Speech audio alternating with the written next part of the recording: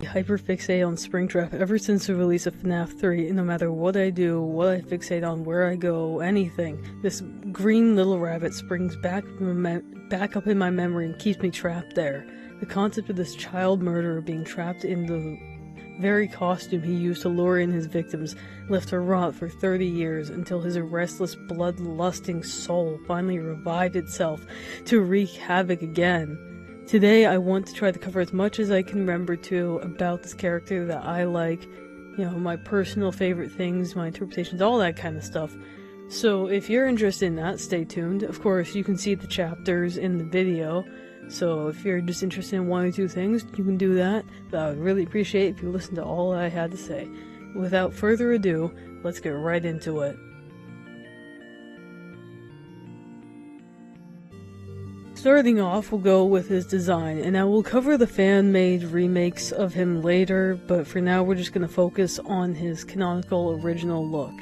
Spring Bonnie was once this beautiful golden rabbit, his yellow fur invoking joy to all the children around him, being this ray of sunshine, right? He used this as well to lure in his victims for his twisted remnant experiments. After the incident with the spirits, we'll say, that haunted him, and getting William trapped in the suit, he was left to rot for 3 whole decades. Count them, 3. Now, after all that time has passed, what changed? The vibrant sunray hues of Spring Bonnie have worn away into this decrepit, decaying, vile green color, and his little purple bow has fallen off as well, which I think is the most tragic fate here. The eyes of the animatronic now have these faint signs of life behind them, and I've always really liked how the iris was dark and the pupils were this bright light, giving this terrifying ring to them. He's got 2 sets of jaws as well, the rotten animatronic mouth and the jaw of the still decaying human corpse underneath. There's also an adorably charming detail, we'll say, with how the gore on his body looks so nonsensical. I know this gets fixed in the Dead by Daylight model, which Scott directed. Still love the random flesh tubes on this one though. He seems uncomfortable moving or posing at all times too, and it helps to convey how painful his existence would be. William Afton being this rotting body that's like trying to mend itself in this metal prison that it's trapped in.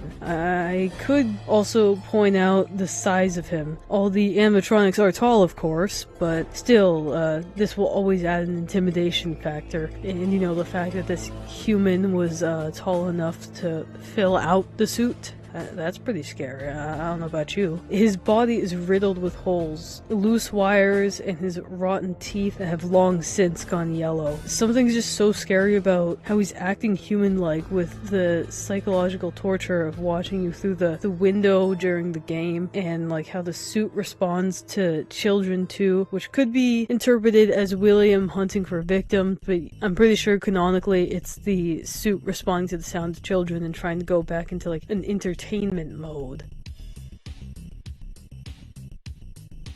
The backstory of how we got here is certainly the biggest draw of the character, in my opinion. I'll start with the lore and how it's revealed in FNAF 3. So William Afton and Henry Emily were a partnership. I meant to say I'll start with the lore and then his reveal in FNAF 3. Apologies. So William Afton and Henry Emily were a partnership for a while, and they made the Fredbear franchise together. I've seen a lot of different ways people say the exact story goes, but I'll try to cover what I'm pretty sure happened.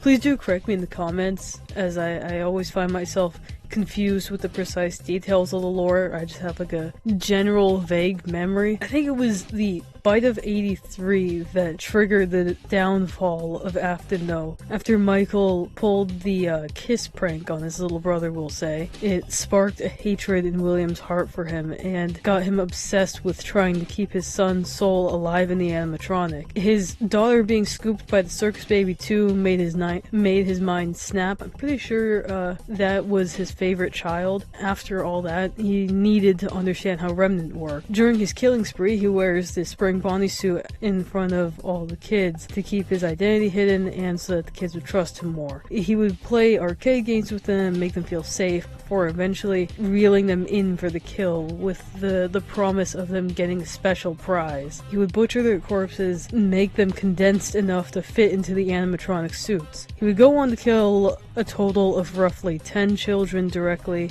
and 1 dog. Sorry, Chica. All of this would eventually catch up to him, though, as the spirits of the children would begin to haunt him, and in order to try to get rid of them, William would dismantle each of the suits, thinking that might kill them or set them free. This didn't work, however, and the children's ghost would corner him in the parts and service room. After, in his panic, tries to get away from, I believe it was Cassidy, ran frantically around and put on the familiar Bring Bonnie suit. For just a moment, he thinks he's won. He laughs triumphantly, believing the spirits will fear him once again, seeing the same suit that was there in their final moments as living beings, the suit that he used to kill them. But due to his lack of prep before equipping the suit, the spring lock was still in endoskeleton mode rather than costume mode, or maybe it was the humidity of the air. I've seen a couple theories thrown around about what happened exactly. The suit traps him in, piercing through his ribcage, cutting through his flesh to keep his body securely inside, and the bloodshed on the walls inside of him painted the room outside, and he was in pure agony as his body twitched violently, unable to move itself or free itself, thrashing on instinct. I imagine it to be like getting stuck while cave diving, but the rocks are penetrating all your bones, and it's harder to breathe, and it's fitting around your entire body. Scratching at the mask and trying to rip it off, he collapses to the ground. For 30 years, a serial killer is left in isolation to decay in a tomb of his own creation, left to reflect on how he chose to spend it for all his life, until final Fazbear Frights.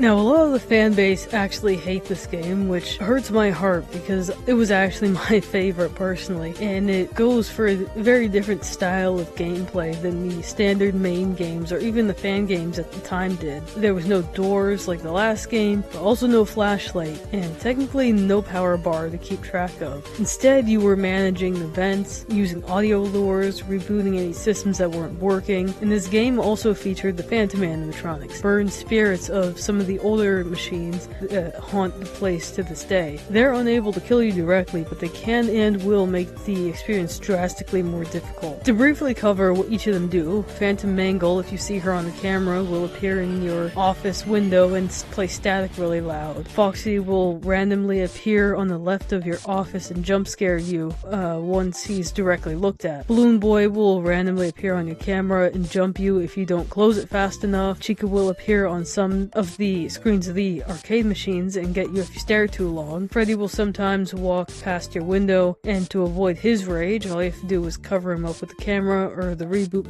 menu. Just don't look at him. And of course, the marionette will annoyingly block your vision if you see her on the camera. However, there is one animatronic that can kill you. The man behind the slaughter himself, your father, Springtrap. Being the only one that can truly end your run really adds to his, as the kids say, aura. The fact that we're playing as Michael too adds this whole other layer of depth to the game of cat and mouse. Not only is he awakened again with his killer instinct, but now his hatred for his son has returned. His son, who got his initial mind break to happen and has now come back to kill him. There's no doubt to me that William blames Michael for making him into a monster. He probably believes that he never would have started killing if it weren't for his son causing that bite, the bite of 83. Even in his relentless pursuit of his son, William is still stuck in the suit, and playing any sound cues will trigger it to go to that location, entering a brief performance mode, as I mentioned earlier. William can sometimes fight this instinct though and continue on his path to you.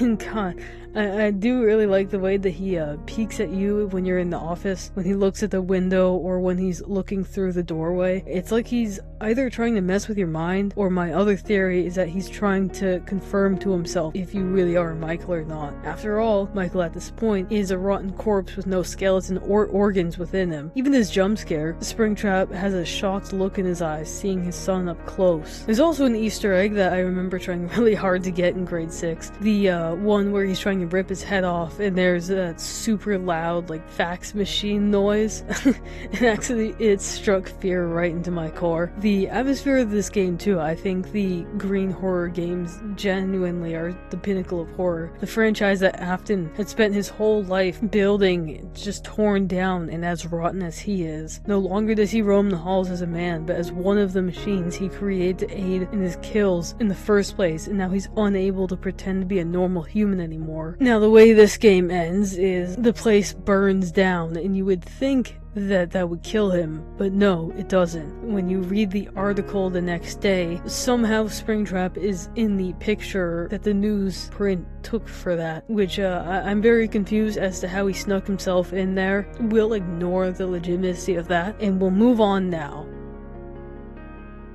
Now, the personality and psychology of William Afton / Springtrap is, we'll say it's a little interesting to dissect, as I've had my own interpretations for years, and I know that there's, like, canonical shows of him in the comics. Personally, I've not read them, and I'm sure many videos already go over his depictions in those, so, this is mostly based on what I've seen in the games, and maybe a bit of comic or novel or movie influence. And basically, this is just what I think he's like.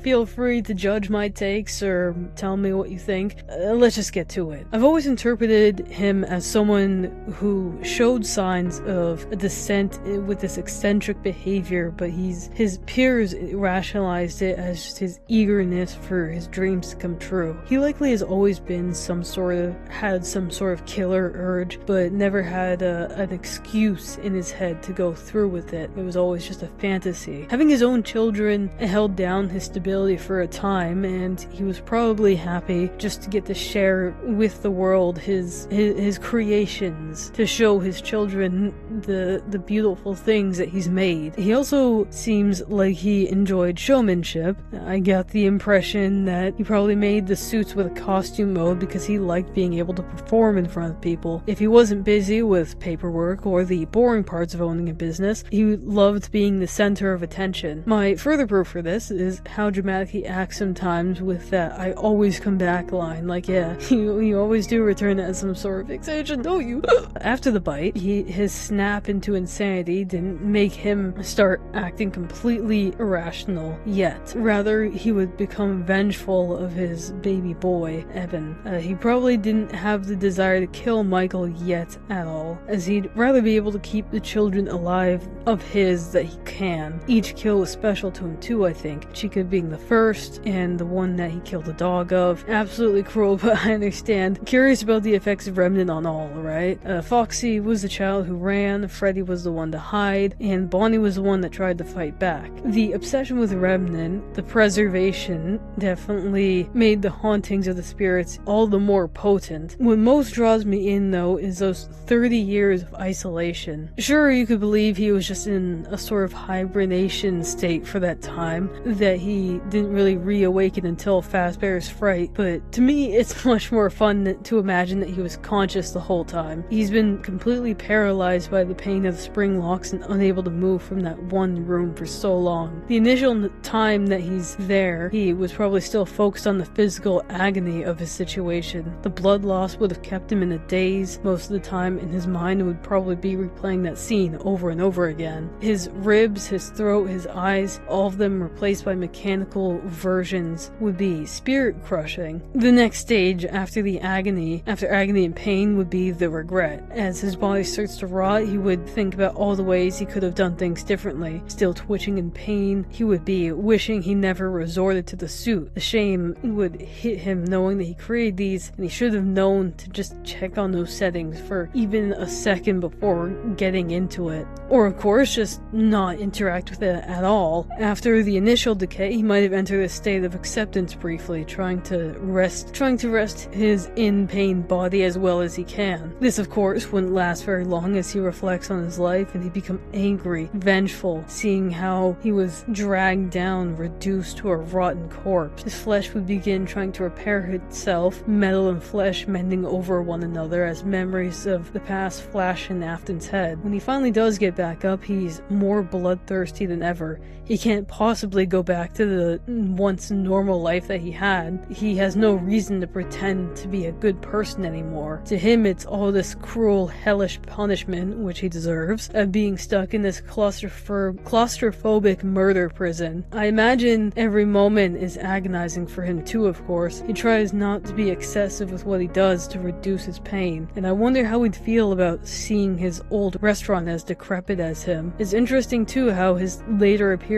he actually gets a more of a speaking role. Before getting there though, there's still FNAF 3's gameplay. How frustrating it must have been approaching the office just for your golden prison to automatically respond to the audio cues. The suit doesn't have any sympathy for him or for his agony, so it probably hurts him a lot when it starts to walk at a faster normal pace and just starts moving freely, we'll say. For him too to see Michael, and what must have been going through his head. His rotten son, who he hates so much, is in a similar situation to him. Literally an empty purple skin bag that's somehow alive, and it's probably horrific to see. Would he feel bad, or would he sadistically enjoy Michael's pain? In FNAF 6, he's speaking like his old self again. I'll cover his design later. He's got his iconic line here, so yay. Sorry I won't be dissecting this one as much. I really didn't like Scrap Trap, but his death here was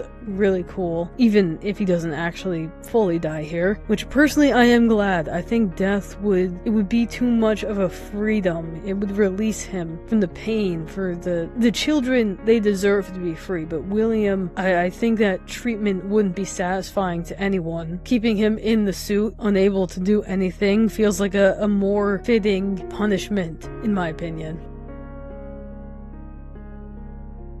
Now it's time to cover the fan songs. So I've got about 12 here, and I want to cover each of them, as I like the interpretations and how they vary on his character. I apologize if I don't mention the song that you guys like, but please let me know if there's any you want me to. I'll listen to them, and I will very gladly make another video on songs that I missed. This is my favorite section of the video, if you can't tell. Let's get to the songs. First up, we have It's Time to Die. This was the first Springtrap song that I ever heard personally. God, do I love it still. I don't care that title drops are a little silly sounding, but here he's depicted as entirely bloodthirsty and violent, seeking out any means he can to get you, you know? Bit of a brief cover there, I apologize. Next we have the Springtrap finale, which this song paints Afton a lot more sympathetically, highlighting his isolation and regrets for his previous actions. He's learned through this prison that he was wrong and that he committed unforgivable actions. He calls out to you, the listener, begging for help. Though he understands his fearsome appearance, he wants to be better. He's bitter that he doesn't get to move on either. He's distraught seeing how the others are free, but not him, and he pleads with you to set him out of his hateful situation. Next we have Salvaged, my personal favorite of all the Springtrap fan songs. This one loves highlighting his sadistic obsession with you again, wanting to haunt you with his still mending body. He can hear your fear, loving how helpless you are in that little office of yours. And it's been years since he's seen another face, and now he doesn't want to let you go. You're here now, and you're his toy as long as the shift goes on. Bury Me in Metal. Now this is another Peak song, and it's a bit more of a recent one. It is a couple years old now though, I think. A very fitting haunting melody for his character. Slow and deliberate feeling, the way that Springtrap 2 would be devoid of energy, calmly singing his killer theme and having those deliberate steps as he approaches. He sounds defeated, like he's accepted how dead he truly is, going out of his mind from these years of rotting. I love too in the Rust line, I believe it is, I'll put it on screen, how his human mouth moves, the line of how heavenly his decay feels compared to you, what he plans on doing doing to you. So scary, man. One of my favorite lines in the song, "Father or monster, you're dead inside." Like, that hits. That's so good. "Kill Me Once," a much newer song. At the time I listened to it, I believe it was under a month old. I love this video and I love the music a lot. I'm glad that they used an accurate William Afton model here too. I think the "stuck in endless paradise" line is particularly interesting too. How maybe Springtrap isn't a prison to him, but instead maybe it's like a true freedom for him to be able to indulge himself and never return to the real trap of being in a family normal life. In the second half of the song, he does say revel in the killing spree, so I'm more inclined to believe that the suit is what he always truly wanted to be. I love him walking around the decayed pizzeria too, and the end of the video is so peak. The shot of Michael lighting up the scrap trap looks so much better than the original model. And the brutal kill here too, Afton finally smashing his skull in the sun that he hates so much. I love the parallels between them too. Both of them killed kids. You know, William directly was stabbing all of them, and Michael was he was kind of indirect, but you know, he killed his kid brother. We can say that. And both of them are rotting corpses and they're purple. Next we have Hat Tricks. This song, real silly, but still, it's got a really unique take on Afton's character, I believe, depicting him a lot more as a showman, the ghost lining up for him, fueling his ego and wish to captivate and entertain the audiences. I also like how defensive he is of hypothetically getting called derivative. There's such a focus on him viewing everything, even his burning death, as a stage, which he's lost the plot of. The intro of the song being "That's Better" tells us maybe the suit is an upgrade to him, from his old human self. Also, the lyric shift from right where they want to be to right where I want to be, which I think is a nice, neat little detail. His mental state has gone from wanting to make a good show for his children to only caring about himself. No longer does he want the audiences lining up for him, but now he wants his establishment he worked so hard for lit up for him. Ultimate climax for his tale, going out in a blaze of glory. There's a couple quieter lines sprinkled in, like "Have I become something else?" Like he's aware that he's turning into a monster, but he doesn't want to stop it really. Last thing I'll say is I like the line of "You'll pry and pry until I bleed, that's all you want to see." How hard the audience tried to find all of his secrets to open the box, and no one cared if it hurt him, that they found what they wanted in the end. Next we have Purple, which I'm sorry, Nando Pony song, I know. Anyway, this song opens with William in a therapy session venting how he feels like he's in a nightmare doing things he doesn't want to, but the pain he inflicts still brings him happiness. I like that in this he's trying to understand his own motives, like he doesn't control his impulses and regrets what he does, but rather than seeing red he sees purple, which creates this level of intrigue. What is this purple? What caused it? Why does it cause him to kill? I said this in my FNAF fan song collab with Cloud Soup, you should go check that out, but I also really like the part where he gets trapped. He says justice is served, but then he quickly moves on with live and learn. Really just jumps back into the action. He's remorseful of what he's become, but he's not going to stop. He's happy just the way he is. I am the purple guy. Okay, first off, he sounds British here, which is great. This one opens with how he spent years in isolation reliving that same memory, going through it over and over, how he felt like the suit was his only option, even though it's led him to this eternity of misery. The song also has language that's more focused on being a showman. He's ashamed of his curse, but he longs to be seen, for his mangled corpse to be magnetic to the eyes of the masses. He is the grand show of the night, the spotlight on him as the only threat to those who dare to enter. Stuck Inside. Now, this is the best of any of the songs made for the movie in my opinion. This one has William more paranoid, knowing that the souls aren't truly gone, so he feels he needs to find a way to end it. The first chorus has him sing about his murder spree, acknowledging that he took the lives before their time, but he's only worried about how he's gonna be, and he's like, I'll be okay. Though he killed them, he knows that their souls are in the shells of the animatronics. I find the line that it needed to be done for his son interesting too. I'm not quite sure what to make of it yet, but you know, with the movies that we have now, what information we've got, maybe in the third one we'll we'll see more and we'll understand. Hold on to that line for now. The second chorus has him realize that the spirits are turning on him and that he's losing his control over them. His paranoia increases and he assures himself even though time is running out, he can still find somewhere to hide in. The final chorus has him break, the spinning throughout the video drastically more intense as he's fallen into insanity. He's now looking directly at us too, which is just so sick. Now the lives he took are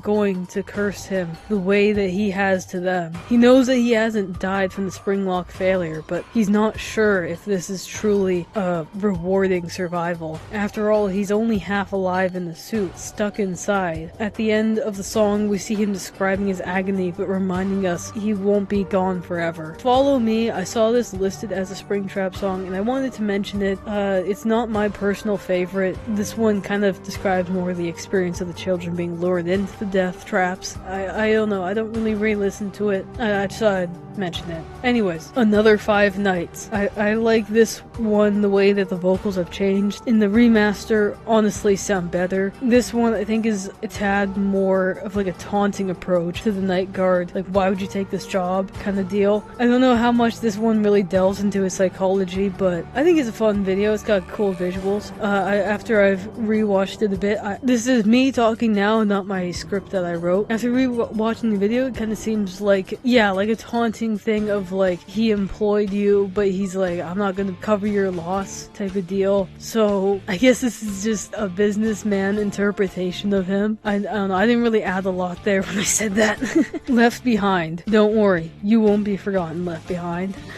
I know this is an Ennard song technically, but I feel like it resonates with William Afton too. This approach would have him be like a vengeful spirit, prideful of the terror and atrocities that he's inflicted on others. He's proud of what he's done to butcher the lives of people unfortunate enough to have had their lives intertwined with him. And there's a line here that would imply him having a god complex too, enforcing a new judgment day and wanting your soul to be mended with his. I'm adding in terrible things here. Now, I didn't discover this song until after I recorded for this, which is why I'm adding it in after the fact. This to me feels like it's aiming to be the most lore accurate of the songs, and I really admire how they managed to make it sound so cool without having it be just a boring exposition dump essentially. I really love the animation style of both the 3D and the 2D videos. I'm absolutely addicted to how satisfying every frame of them is. Genuinely, please check them out if you haven't already. As for how they portray William here, it's clear that he's very remorseful of what he's done. Storytelling how he used to workshop animatronics all day as his passion. Never did he want to harm anyone, his dream was only to entertain the masses, though one ill-fated day caused him to go off the deep end and desperately try to bring back his deceased kin. I also like his title of Old Mr. Corpse here, and the question of tell me honestly, do you think there's something wrong with me? Feels taunting to his terrified ghost victims in the background. There's also a perspective switch. When he's Springtrap, he's more ruthless and wanting to silence the ruckus that's going about. He's more angry about the 30 years of torture that we can't comprehend. God, I think that's such a cool line. Whenever he does sing as William, he tends to switch to more of a fear of not wanting to die, or gradually building to how he does not want to live anymore and he just wants the suffering to end. I really like the way he's acknowledged as wanting to be a normal, healthy man who inevitably turned into a monster of his own creation. The madness that he's feeling build, thinking about being forced to die over and rot again and again. Please do listen to this song again. I feel like talking just a little bit longer to show off more of the scenes from the music videos, but it's incredible. I love all of these Springtrap songs. Anyways, we'll get back to the regular video now. Thank you for listening. I'm a little bit sick, so Now we're going to briefly cover his later depictions, plush trap, scrap trap, glitch trap, burn trap, all that good stuff. I'm not quite sure if plush trap really counts. He's like a cute smaller chibi version of our glorious serial killer. Cute and ugly, kinda looks like a Labubu. Scraptrap is the most foul, disgusting abomination of all of them though. I don't know, Scott should have just reused Springtrap's model for that game, because what is this head? Why does he have a peanut head? And the face makes no sense. And these wires, the whole thing pisses me off. I'm sure you could find a million videos that'll go over it. I don't want to look at it any longer than I have to. Glitch Trap, I think, is pretty neat. His face kind of bothers me though. Maybe shorter whiskers and a snout that's a bit lower. Maybe eyes a bit closer would be enough to fix it. And that's just me finding it annoying to look at though. I'm sure other people can appreciate the art style of it. I do really like the sparkly vest though. I do think that should have made it into more of his looks. Just little accessories. Again, I'm really sad that Springtrap didn't get to keep his purple bow. Burn Trap, I know this is a very controversial appearance again. On one hand, I understand it's annoying to see him return, but I also do like that he's such a prevalent reoccurring villain.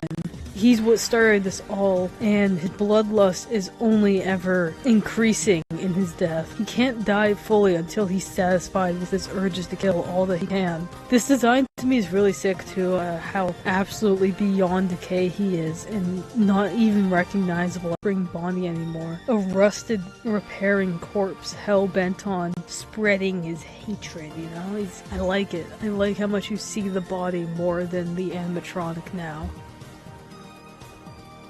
Next, we'll move on to his voices. Now, the first time he spoke was in FNAF 6, I think, despite how much his appearance here sucked. The lines here, I think, are fitting, and I like how clearly British he sounds. This is where he says his beautiful "I always come back" line. I like the growly tone, too. I feel like it conveys the feeling of his vocal cords trying to repair themselves and being torn. It is not your flesh that sustains me. It is your fear. I can taste the fear in your breath.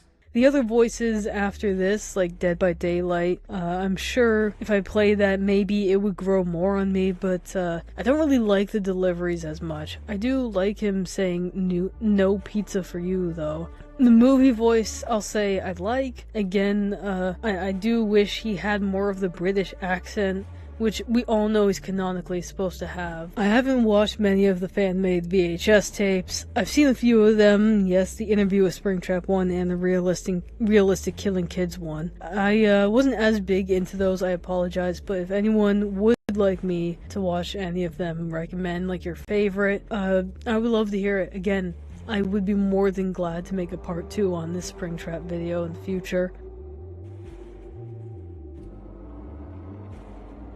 Now we're going to talk about his fan-made redesigns. I've got a few names here, games that I know or have seen played. I definitely don't have all of his depictions here, but just ones that I remember or know. And in no particular order, let's do it! Dead by Daylight. Now yes, this is technically not really a fan remake. It's in a game that's separate from the main line, so I'm gonna classify it under this category. Now, like I mentioned earlier, I've heard that Scott Cawthon actually did orchestrate this model redesign, and in my opinion, this is the best Springtrap model we've seen. It's the pinnacle of his design, just a beautiful upgrade altogether. The amplified radioactive green color mixed with the dark crimson stains all over him to exaggerate that corpse feeling.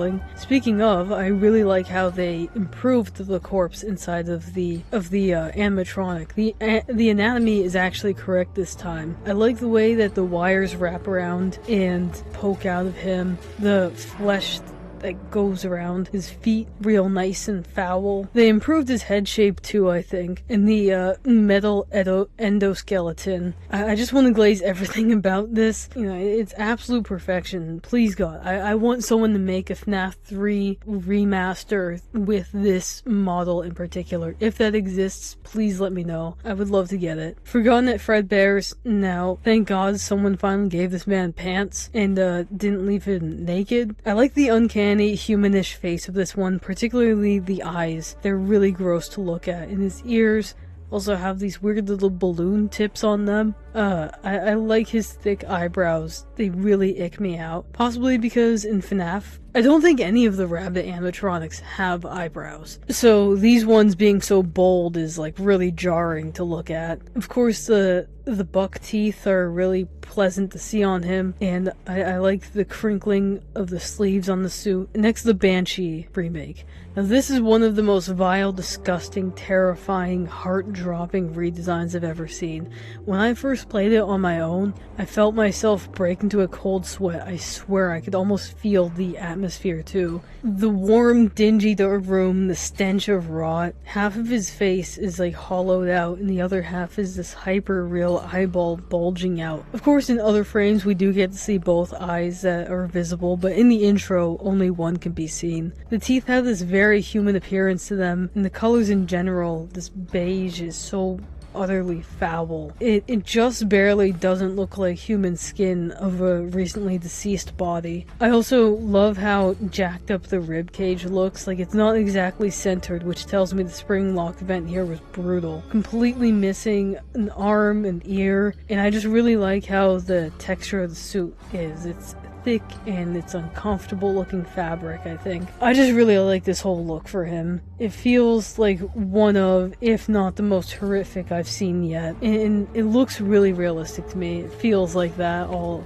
that good stuff. The joy of creation. This one, I believe, is called Ignited Springtrap, which, yeah, by looking at him, we can tell Burntrap took pretty heavy inspiration here. I think the top of the head being there in his human jaw exposed is pretty sick. Good endoskeleton being revealed, the wires dangling down from his legs. Overall, I like it. I apologize, I don't have as much to say about these last few. Project Fredbear's, I like this recreation of the repaired Spring Bonnie of what it would have looked like before everything. Better than the movie suit, I'll say. And Dormitibus, now this one I just kind of wanted to briefly mention because I hate it. The creator of the game sucks, and so do all of his designs. Not even, like, what is this, man? What is this thing? I hate its face, I hate its rusty flesh things. I will never download this game. It sucks. It's terrible.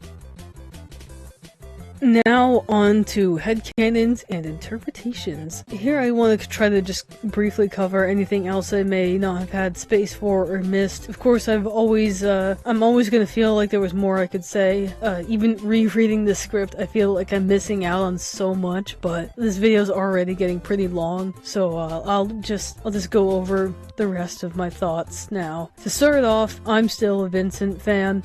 I think Afton likes toast. And another headcanon I've seen that I really like is one where Springtrap prefers to be in cold areas because when he's in the heat, the flesh is like more alive and he can feel it more and it's painful. So when he's in the cold, he's at ease for a bit. So I like that headcanon. It humanizes him again. It's nice. Now, I want to say that personally, I think he did love his kids. I don't think he was a great father, obviously, but I do think he tried at the very least. Michael seems like he was always trouble for William. He loved tormenting his little brother, and no doubt his little sister too. I imagine William was probably really annoyed by this, and he'd have to spend extra time comforting the young ones. I also think it's cool to imagine this whole descent from Henry's perspective. Seeing your business partner, your close friends start off so normal, and you create this cute little establishment together with this joyful golden rabbit, and you hear this golden rabbit and bear starring in these lovely shows, and slowly over time you see your friend become more and more unhinged until you hear that he's been spring locked, imprisoned in his own creation. Doesn't end there though, because he does come back to life and a rotten, scarred husk of what he used to be. Still, he marches on, determined to satiate his need to kill, to hunt, and the place that he resides in you once made to be a fun area for the children of the town to play in. After it burns down, you think that he's done for good. Maybe this chapter of your life can be put behind you.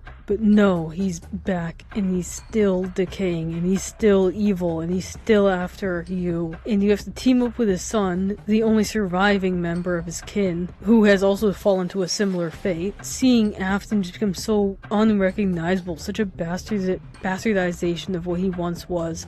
I know I'm repeating a lot here. I'm obsessed with how this is executed. I think Springtrap, William Afton, is such a perfect character. And while I know canonically he's a textbook evil, sadistic, non-empathetic person, I'll say that in my head, my little headcanons, I like to imagine that he had some humanity at some point. Like, he always had signs that he was going to be a killer, but he really did try to be a good man at some point until his breaking point. So yeah, Springtrap's definitely a fan favorite. If I have any edits saved, I'll try to remember to record them and share them here, credit of course. Yeah, I've been working on the script for quite a while now. I do apologize if my recording still sounds a bit sloppy or all over the place. I'm just really excited to get this video out there. I've wanted to make a video on Springtrap for so long. The song section, looking back, I kind of feel like I could definitely improve on that. Maybe I'll rewrite this script. Maybe I'll remaster this video, I don't know. I don't want to get stuck in a cycle of obsessing over everything about this script and being like, no, I can improve this, no, I can improve this. I took my time with it, and I want to get this out there because I want to meet other FNAF fans. I want to be able to make more Five Nights at Freddy's videos, and you know, I want to see other people's interpretations of the characters, like fan art, all that stuff. I apologize too if I get a lot wrong about his character in this video. I'm a bit of an old school fan. I do keep up with the new stuff, like obviously I love Security Breach and all that, but in terms of like the older characters, like I still think of them how the fandom used to. Like I said, Vincent, let me know if you guys would like more Five Nights at Freddy's videos. I would love to make more in the future. Like I said, oh, I should mention too, I'm trying to work on a Five Nights at Freddy's fan game. I've never made a game before, but I really do want to make one because I've loved Five Nights at Freddy's. Been such a huge part of my life, and it feels right for that to be maybe one of the first big games I make. I've heard that making smaller games before making big games is a good idea. I won't get super into it because I know that's not what you're here for. But yeah, if you're interested in that, maybe subscribe or something if you would like. Hype this video or share it if you would like to. Comment your thoughts on Springtrap. And I'll see you guys next time. I don't want this video to end because I love talking about this, but you know, can't go on forever, but I will be back. Mayhaps with a part 2, mayhaps with a remaster. We'll see what happens. Anyways, love you guys very much. Thank you for sticking to the end of the video if you did watch the whole thing, and see you next time. Love you.